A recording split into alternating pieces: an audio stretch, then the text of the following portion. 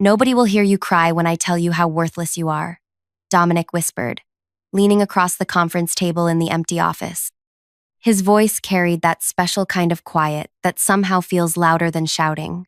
The digital clock on the wall read 7:03 a.m.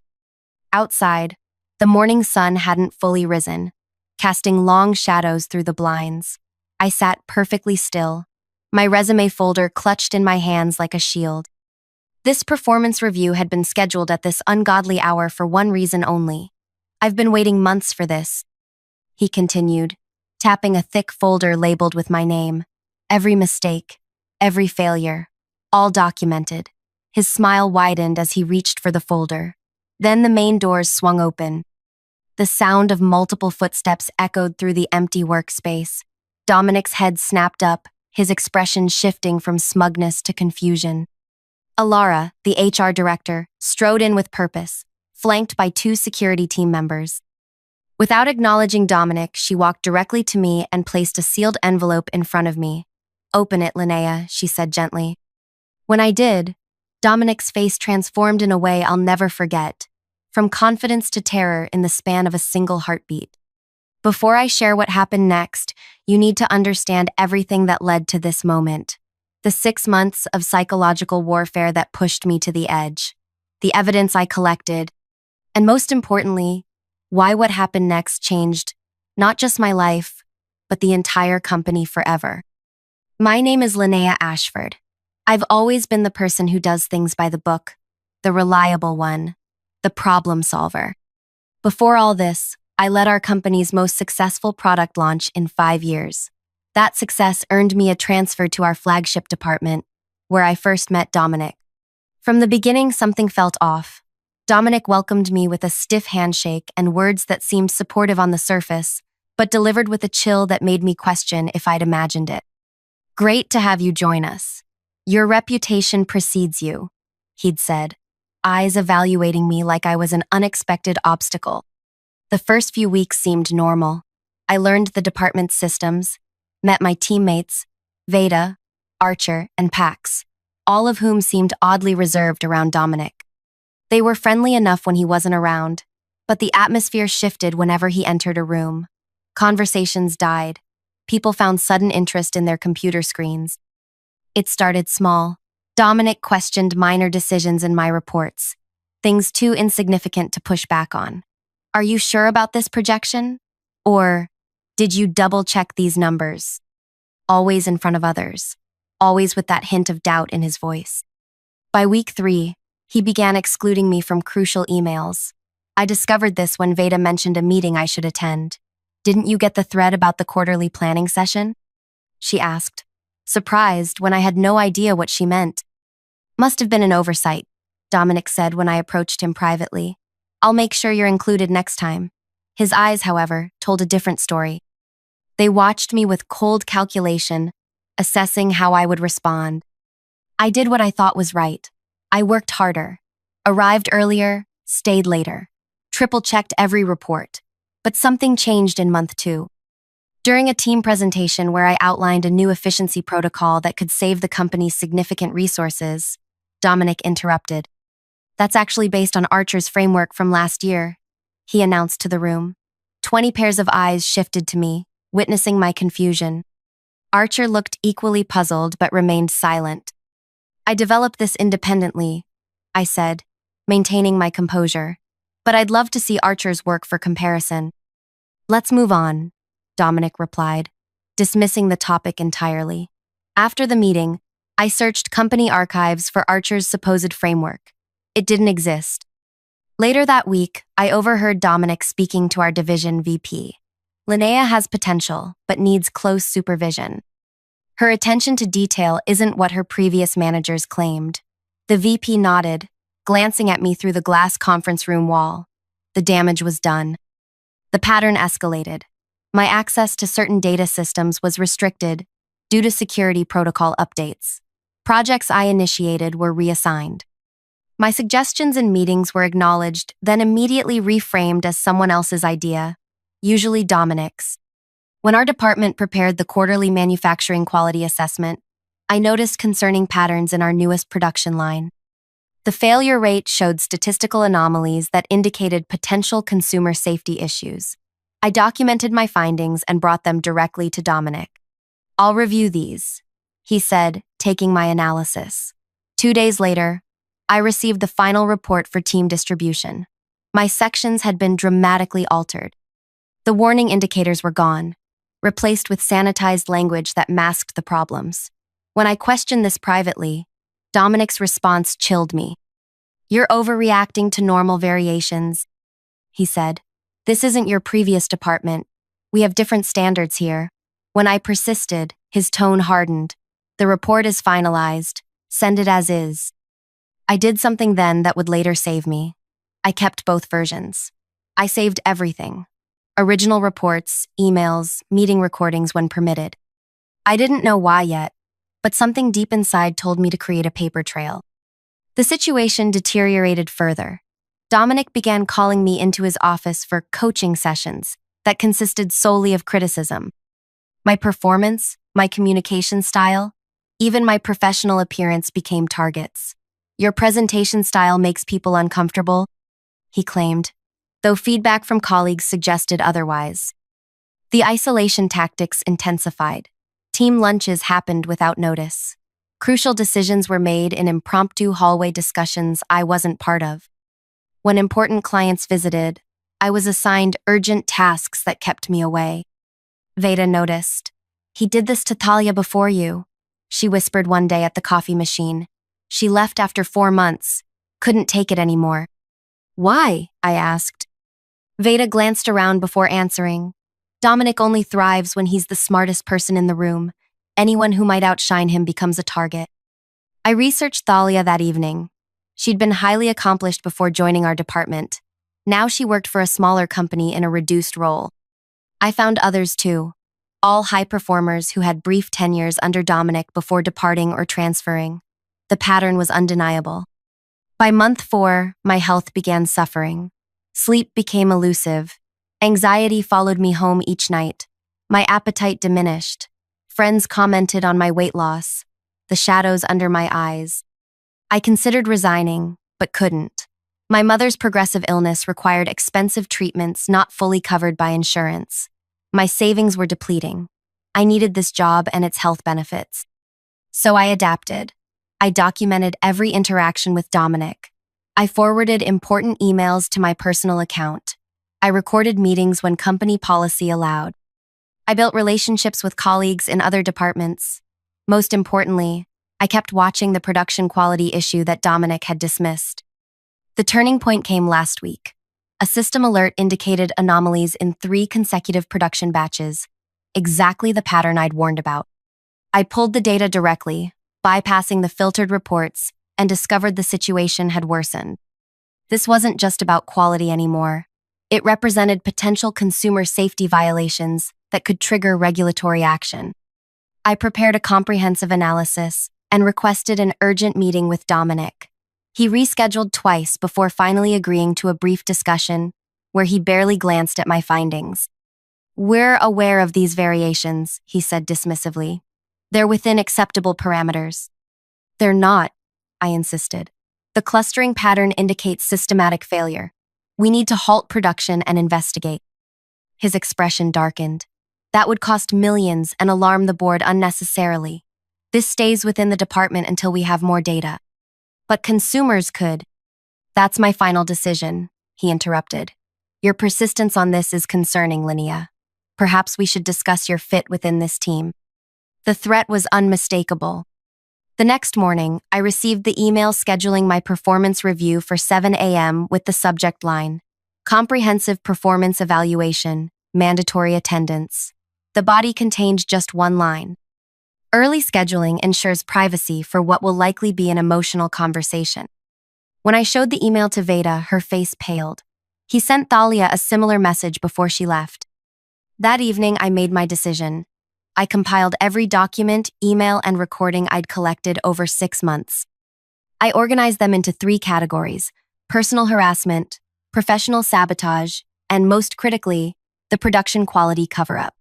After reviewing everything twice, I sent the entire package to 3 recipients: the company's legal counsel, the board's ethics committee, and Alara in HR. My message was simple. I believe these documents show a pattern of behavior that violates company policies and potentially regulations governing product safety. I'm scheduled for a 7 a.m. performance review tomorrow that I have reason to believe will result in my termination based on fabricated performance issues. I request immediate intervention. I sent it at 8:42 p.m. By 9:17, I received a brief response from Alara. Received. Do not discuss with anyone. Attend the meeting as scheduled. That night, I barely slept. I prepared for the worst. Unemployment, a damaged reputation, potential retaliation. I rehearsed what I would say when Dominic tried to fire me.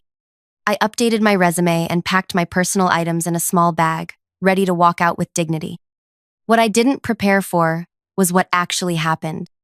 As I stood in that conference room at 7 a.m., watching Alara hand me that envelope while security positioned themselves near Dominic, I felt something unexpected, not triumph or relief, but a strange hollowness mixed with validation. The envelope contained a letter acknowledging receipt of my evidence, confirmation that an investigation had begun immediately upon my email's arrival, and most surprisingly, a temporary reassignment to work directly with the executive team on a special project. "What is the meaning of this?" Dominic demanded. Standing so abruptly, his chair rolled backward. Alara turned to him, her expression professional but unyielding. "Dominic, we need to continue this conversation in my office. Security will escort you." "This is ridiculous," he sputtered, looking from Alara to me. "Whatever she's told you is fabricated. Her work has been substandard since she arrived. I have documentation." "Yes," Alara interrupted.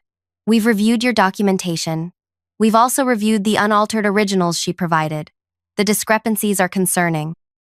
The color drained from Dominic's face. "You can't possibly—" "We've also received the production quality reports," Alara continued. "Both versions. The board has ordered an immediate halt to production line 3 pending investigation." Understanding dawned in his eyes. His gaze snapped to me, no longer dismissive but filled with something new. Fear. "Please proceed to my office," Alara said firmly. "Linnea, Wynn from the executive office will meet you upstairs in 15 minutes. Take some time if you need it." As security escorted Dominic out, he turned back once. "This isn't over," he said, quiet enough that only I could hear. But looking into his eyes, I knew differently. It was over. For him. If you've ever experienced workplace bullying or watched someone abuse their power, please like this video and subscribe to our channel. Your support helps share these stories that too often remain hidden in professional settings. Click the notification bell to follow more workplace justice stories, because knowing you're not alone can make all the difference when you're fighting an unfair battle. What happened next shocked even me. The investigation revealed patterns I hadn't fully understood, connections that explained Dominic's behavior, and consequences that would reshape the entire company. But most importantly, it taught me about power, both the kind that destroys and the kind that heals. After security escorted Dominic away, I sat alone in the conference room, hands trembling slightly as I reread the letter. The silence felt strange after months of constant anxiety. Part of me couldn't believe what had just happened, that someone had actually listened and taken action. Wynn, the executive director's assistant, arrived precisely 15 minutes later. She had a quiet confidence I immediately respected. "The board is meeting an emergency session," she explained. "They'd like you to present your findings directly." Walking through the executive floor felt surreal. 12 hours earlier, I'd been preparing for termination. Now I was being ushered into a room where company decisions affecting thousands of employees were made. 8 people sat around the table, including the CEO, Meredith. I recognized most from company announcements but had never met them personally. For 90 minutes, they asked detailed questions about my documentation. I explained the production line issues, showing the statistical patterns and potential consequences. "Why didn't you bring this to us sooner?" asked one board member. "I followed protocol," I replied, maintaining eye contact. I reported to my supervisor first. When he dismissed the concerns, I gathered more evidence before escalating. Meredith nodded. "You did everything correctly. What concerns me is how many others might have been silenced before reaching this point. The investigation moved with unexpected speed. By afternoon, they'd interviewed Veda and Archer. By evening, they'd spoken with 6 former employees who had worked under Dominic. 2 days later, I learned the full extent of what they discovered. Alara invited me to her office, where Meredith joined us. "We've uncovered something systematic," Alara began. "Dominic maintained 2 sets of personnel files, the official ones in our system and private ones he kept encrypted on his personal drive." Meredith continued.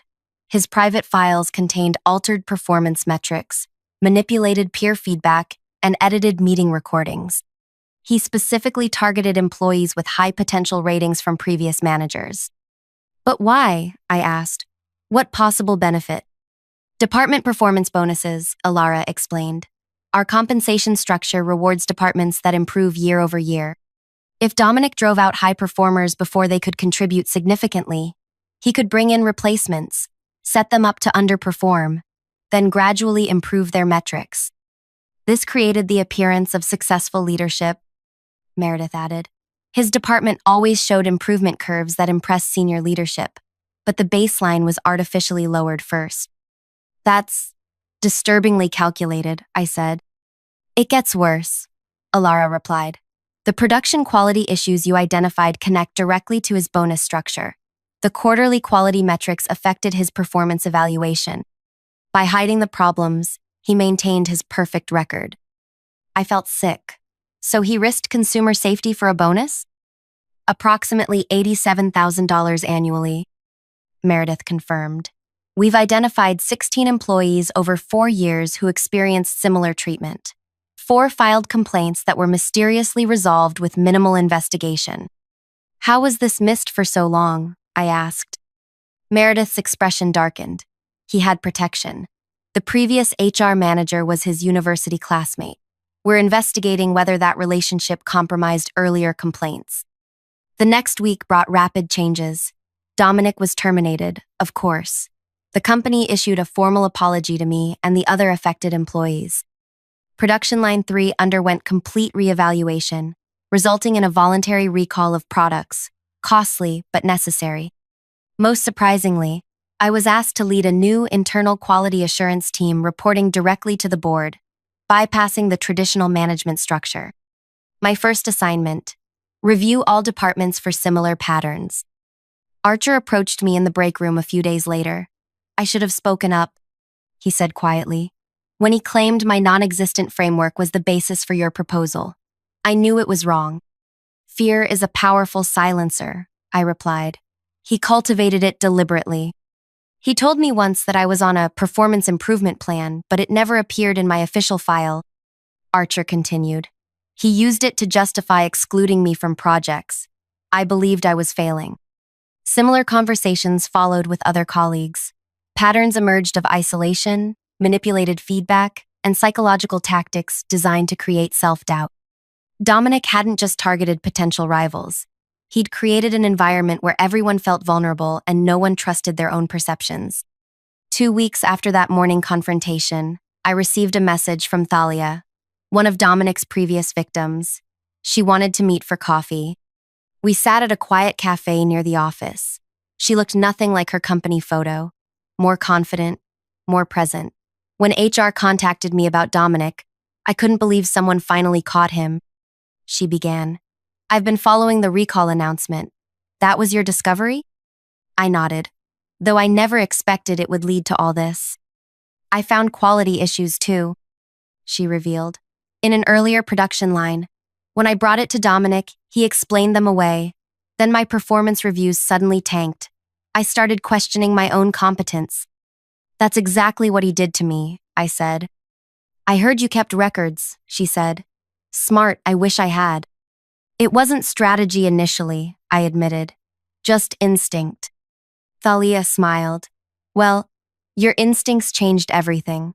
The company called me yesterday with a formal apology and an offer to return with back compensation for lost bonuses. 4 others received similar calls. I felt a ripple of satisfaction. "Are you considering it?" "Actually, yes. The new management structure sounds promising." She hesitated. There's something else you should know. After I left, I reported my concerns about the production quality to the Consumer Protection Agency. My eyes widened. You did? Anonymous tip. They opened a preliminary investigation but closed it when they couldn't access internal documents. With the voluntary recall, they've reopened the case. The implications hit me. Dominic could face regulatory penalties, not just termination. Exactly. Regulatory violations follow you forever in this industry. Thalia's expression held no sympathy. Some actions deserve permanent consequences. When I returned to the office, Alara was waiting for me. We've received notice of a regulatory investigation, she said. They're specifically requesting all communications from Dominic regarding production quality over the past 3 years. What does that mean for the company? I asked. We're cooperating fully. The voluntary recall helps our position. The focus seems to be on individual accountability rather than corporate penalties. She studied my expression. You don't seem surprised. I suspected it might happen, I answered truthfully. The violations were serious. Well, there's more. The board reviewed our communication protocols after this incident. We're implementing a new anonymous reporting system that bypasses direct supervisors. She handed me a folder. They'd like you to oversee its development. The following months transformed the company culture. The new reporting system identified 2 other managers with concerning patterns, though none as severe as Dominic's. Mandatory training programs on psychological safety and ethical leadership were implemented. Most importantly, employees who had left under suspicious circumstances were contacted and offered reconciliation. 3 months after that 7 a.m. meeting, I received an unexpected email from a law firm representing Dominic. He was seeking a letter of reference as part of a settlement negotiation with the company. In exchange, he would drop potential claims of defamation. I forwarded it to legal without responding. Their reply was swift. The company will not be providing references nor entertaining settlement discussions regarding factual reporting of documented misconduct. Later that day, I learned Dominic had taken a position with a smaller competitor in another state, one apparently unaware of the regulatory investigation. 2 weeks after that, the regulatory findings became public record. The competitor terminated him immediately. The most meaningful moment came 6 months after that fateful morning. Meredith called me into her office and slid a folder across her desk. The board approved a new executive position focusing on workplace integrity and quality assurance. We'd like you to consider it. The role represented everything I'd fought for: accountability, transparency, and systematic protection against abuse of power. It also came with resources to implement real change. Why me? I asked. There must be people with more experience. Experience isn't what we need, Meredith replied. We need someone who recognized a systemic problem, documented it methodically, and had the courage to report it despite personal risk. Someone who demonstrated integrity when it was hardest to do so. I accepted the position the next day. 1 year after Dominic scheduled that 7 a.m. meeting, our company received an industry award for ethical leadership. The production line issues had been fully resolved, with enhanced quality control processes that became the new standard. 5 of Dominic's previous targets had returned to the company in advanced positions. As for Dominic himself, the regulatory penalties included a 5-year industry ban. His professional reputation never recovered. I heard through industry contacts that he eventually took a position far below his qualifications in an unrelated field. The systematic destruction he had inflicted on others' careers ultimately became the blueprint for his own downfall. The sweetest part? I never once had to lie, exaggerate, or manipulate. I simply preserved the truth he tried to bury and ensured it reached those who needed to see it. His own actions did the rest. In my new executive role, I established a mentoring program specifically designed for employees recovering from workplace trauma. We called it the Phoenix Program, helping people rebuild confidence after having it systematically dismantled. Thalia became one of our first mentors. During a leadership conference where I presented our new ethics framework, someone asked if I felt satisfied with how everything resolved. Justice and revenge aren't the same thing, I answered. I didn't want revenge. I wanted protection for myself and others. I wanted accountability. The fact that his own actions led to his downfall wasn't my goal, but it was perhaps the most fitting conclusion. Afterward, a young manager approached me. "I'm currently documenting a similar situation in my department," she whispered. "Hearing your story gives me courage." That's when I realized the true impact wasn't just about one toxic supervisor being removed. It was about breaking a cycle of silence that protects workplace abusers. It was about creating a blueprint for others to follow. The company culture transformed. Employees now regularly share concerns without fear. Managers understand that building others up rather than tearing them down leads to better outcomes for everyone. Most importantly, no one starts their day with the dread I experienced for those 6 months. The early morning meeting Dominic scheduled to break me became the catalyst for rebuilding not just my career, but an entire workplace ecosystem. His words, "Nobody will hear you cry," proved prophetic in a way he never intended. There were no tears that morning, only the sound of justice finally arriving. And it all began because I trusted my instincts enough to document everything, even before I understood why. Have you ever witnessed or experienced workplace bullying? How did you handle it? The sad reality is that many people suffer in silence, unaware of their options or afraid of consequences. Share your experiences or thoughts in the comments below. Your story might give someone else the courage they need. If this story resonated with you, please hit the like button and subscribe to our channel. We share these real-life experiences because workplace justice matters, and sometimes seeing someone else stand up to abuse is exactly what we need to find our own courage. Click the notification bell so you never miss our upcoming stories about overcoming workplace challenges and finding your professional power. Remember, documentation is your strongest ally. The truth, preserved carefully, has power that manipulation can never match.